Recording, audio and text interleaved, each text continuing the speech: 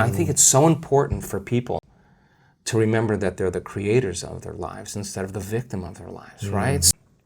If your personality creates your personal reality, and it does, and your personality is made up of how you think, how you act, and how you feel, then the present personality who's listening to this podcast has created the present personal reality called their life. Which means if you want to change your personal reality, you're going to have to change your personality. Right. Nothing changes in your life until you change. So if 95% of who we are is a set of unconscious programs, then the first step to change is becoming conscious of those unconscious thoughts.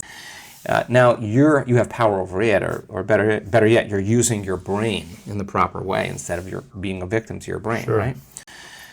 If you complain about money, if you judge people who have it, if you rush when you're in lack, if you cheat when you don't have what you need, an abundant person doesn't do that. You got to look at that and say, I got to break these habits. Yes. Oh my God, if I truly want to be abundant, I can't act this way. Now here's the big one. If I truly want to be a new personality that's in a new personal reality, I can't take lack with me. I can't take unworthiness. I can't take the story that goes along with it with my parents or my grandparents or my ex or whatever. That story has to end, right? Wow. His lesson wasn't the wealth, it was who he became.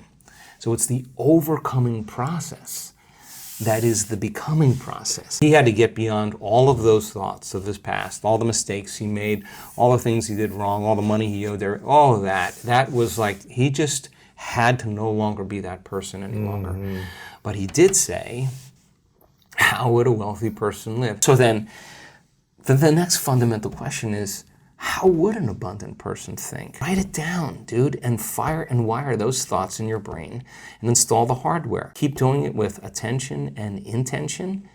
It becomes the new voice in your head. It becomes a software program. Then say, okay, how am I going to be in my life today? What would an abundant person, how would they behave? Before you reach for your cell phone and start scrolling through your social media, close your eyes and rehearse in your mind how that person would walk, how they would breathe, how they would smile, how they would greet people, how they would be on Zoom calls, how would they be in traffic, how would they be at dinner.